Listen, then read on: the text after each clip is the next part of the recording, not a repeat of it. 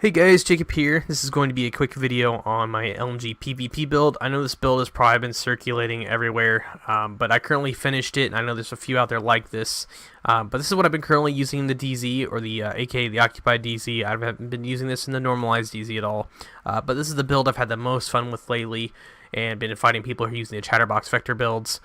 This is based around the M249, so I'll get right into it so you guys can see. This build took me forever to make due to the fact that I wanted the rolls to be as perfect as possible. Some of them are still a little bit incorrect to what I'd like them to be, but I'll show you guys the weapons first. I'm using the M249B, 30.1k damage, 605 RPM. You could use the M60, but I wanted to have a little bit more RPM, so I decided to go with the M249. Unhinged, received 25% weapon damage at the cost of negative 35% weapon handling. And let me tell you guys this now, this town is going to get nerfed a tiny bit in the next update. If I remember correctly, it's going to be 20% instead of 25%, so you'll only get 20% weapon damage. Next is Allegro, which is the 10% rate of fire bonus. Then Protected Deploy. While equipped, this weapon grants 10% bonus armor while deploying a skill. So if you're fighting someone and you have like a Seeker or like a drone, you'll get 10% bonus armor while dropping a skill. The mods I'm currently using on this is the ProRed.Sight. This one gives you 5% stability. I'm using the Tactical Small Pouch for the 20% reload speed due to the reload time since this is an LMG. If you want more RPM, you could use something like the Nimble Link Belt, which used to be higher, but it's now 5%. And you can have a little more RPM, as you can see on these stats. It goes up to 633. Next is the Angled Grip for stability, which is 10%. Then I'm using the Omega 556 rifle suppressor with 20% stability and negative 10% optimal range. The reason I'm using this stability is due to the fact that Unhinged gives you negative 35% weapon handling, so you're going to need a little bit of stability. This may be a little bit too much, so I might actually flip this later on and use something like the optimal range, or maybe even flip the grip and use something like the crit hit damage grip instead to hit a little bit harder. But currently that's what I'm using on this weapon. Next is the Black Market AKM. I don't really use this weapon a lot. This is mostly in case I run out of rounds in the M249, or if I cannot reload in time and someone's right in front of me and I switch to this and try my best to hit them as hard as I can. But it's hitting for 17.5k damage, 600 RPM, and has a 30 round mag. The talents on this are Ranger. Every 5 meters you are from a target grants 2% weapon damage, and does require 4 or less electronics. Or utility, whatever you want to call it. Allegro for the 10% rate of fire, and this one has Protected Deploy as well. The mods I'm currently using on this are the T2 Micro-Sight for accuracy. I'm using the weighted 7.62 mag for stability, the laser pointer for crit chance, and the compensated 7.62 stability compensator. But you can flip this for something like the flash hider that gives you a little bit more crit damage, which I might end up doing due to the fact that there's a few other ways you can get weapon handling and stability on stuff like that. So I might end up changing this and actually run with the crit damage flash hider instead. Next is the sidearm. There are only 2 sidearms I'm currently using at the moment, and that is the D50 because it hits really hard. But the reason why I use this one is because it has protected reload on it. While equipped, this weapon grants 10% bonus armor while reloading, so that's kind of cool. And these do hit pretty dang hard. But the next one, which I normally use, is the 1911, and due to the fact it does hit pretty hard, but not as hard as the D50, has a higher RPM, and it does have more rounds in it. It does have the talents I would like on it, but this is still a pretty nice gun to have, that if you do have to switch to your pistol and down someone with it, you do have a lot of rounds, and it doesn't have a lot of recoil compared to like the D50. But if you want to have something that has like the D50 and you want high damage, I suggest using this instead. But I like having a little bit more rounds, so that's why I'm using the 1911. But now I'll get to the build. I'm using a 3-piece Providence, 2-piece Al Summit, and the Petrov Defense.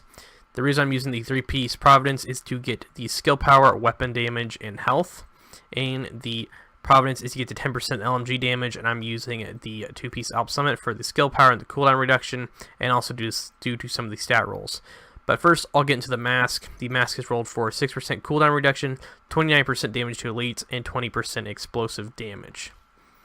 Next is the chest piece, which is the main piece of this build. I'll tell you these guys now. This chest piece was originally going to be a berserk chest piece, But I found this one instead with Mad Bomber. It has skill power, health, bonus armor, and weapon damage, which these can be way higher if you can get some higher stats, but it does have 7% weapon damage, which is really nice. Mad Bomber isn't crazy, but it makes your grenade radius increase by 150%. Grades that kill an enemy are refunded, which isn't crazy, but it's pretty cool. But Berserk is going to get nerfed, so it does require a lot of firearms, so that's why I'm not going with Berserk on this build and just getting ready for that nerf. Next is the Defense System mod, which gives you 3,000 bonus armor, 6% instant resistance, and 13% bleed resistance. Next is the holster, which is the Providence holster. Is rolled for health, which is 11,991, 5% crit chance, and has a 2% weapon damage, assault rifle crit damage, and pistol crit hit damage mod.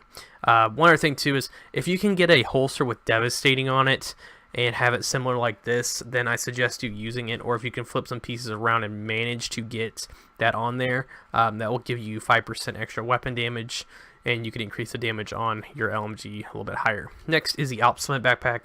The reason I'm using this currently is due to the fact that it gives me 20,000 bonus armor and 4,000 health. Safeguard is locked, but this does give me a decent amount of bonus armor. I might flip this around and try using something else, but I don't really have that many good backpacks as is. Originally I was using the Gilga for the crit damage, crit chance, and health, and has hard hitting and efficient. I was using that for a little bit more armor, but just this piece in general gives me more armor than the Gilga, and it gives me health as well. And Hardened is also on here, so that gives me 10% armor as well. And then next are the mods, the Utility System mod with skill power, pulse skill power, and hive skill power. This build isn't really skill based, so I just kind of threw that on there just to throw it on there, so that's why it's on there. Next is the Offensive mod that gives you 2% LMG damage, 3% shotgun damage, and 2% weapon damage. I would like that shotgun to be assault rifle, but I can't complain. This is currently the mod I have at the moment. Next are the gloves, which give me 12% LMG damage. That's kind of why I'm using them, but I would like to get something like this on Alp Summit gloves with devastating, so you get your damage and you get the weapon damage from devastating, but you do get 12% LMG damage, and Determinant is locked. If I had one more, I would have this unlocked, and there's no mod on this currently due to the fact that I don't have any other mods I can throw on here because for some reason my luck's not that great, but I'm going to try to see if I can craft one later and see if I can get a little bit more damage to put on the gloves. The last piece is the holster, which is the Urban Defense Providence, which has cooldown reduction and surge, which is skill haste, and an offensive protocol mod with weapon damage, optimal range, and headshot damage. You can get something like armor adjusting, which I'd rather have on these. I think you probably flip these, or roll them, but they'll probably be in the future to get a little bit more armor regeneration. But that's just currently what it is at the moment. That's going to be about it, guys, for the build, but I'll get into the skills I'm using. This one, for some reason, is currently not saved, but what I have been using is this guy right here, and you're probably wondering why I don't have any of the other Seekers unlocked. That's due to the fact that I don't really use Seekers that much, and I mostly rely on my gun and cover. But I'm probably going to unlock these because I do have all the Shade Tech, and I will unlock them. But I'm currently using the normal Seeker due to the fact that if I'm in combat and I drop this or just throw it at someone while I'm shooting at them, they'll be focused on me, and this can hit them and give me a little bit of burst damage and kill them a little bit easier. The next two things are the drone and the Chem launcher. The Chem launcher, I don't have the Riot Foam unlocked due to the fact that I don't really care for it that much. But I usually use the Fire Starter, or I use the Reinforcer, which gives you heals basically. Double tap it on the ground to heal yourself, or you can equip it and shoot it at your teammates. Then there's also the drone, which I have the normal assault drone, and I also have the fixer drone, which can heal you as well. So you can either use both those, or you can just use one to heal yourself, or you could just completely flip the healing skills around and use something like a turret or a hive for more damage. Now I'll get into the stats so you guys can see those as well on the LMG. These are the stats. You can see all the talents. A few of them are locked. You can see there. The weapon damage is 30,000, 5% crit chance, 25% crit damage, 67% headshot damage, 32 range, 4.6 reload time, and you get the reload speed bonus, which is 20%, 35 accuracy and stability. Then you get the negative 35% weapon handling. All damage and weapon bonus is 42%. LMG damage bonus is 29%. Then you have damage to elites, which is 29% as well. Then your defense is 229,000 armor, 57,017 max health, and 28,000 health regeneration. Then you can see your skills, which are pretty much all the same with a few mods.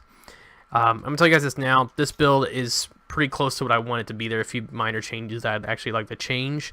Another thing though is make sure you guys have the Demolitionist class.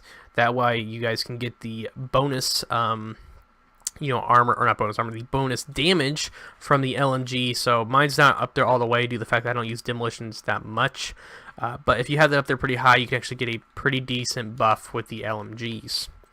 But that's gonna be it, guys. I don't know if this video helped you out at all, but thank you guys all for watching. As always, I will catch you guys in the next one.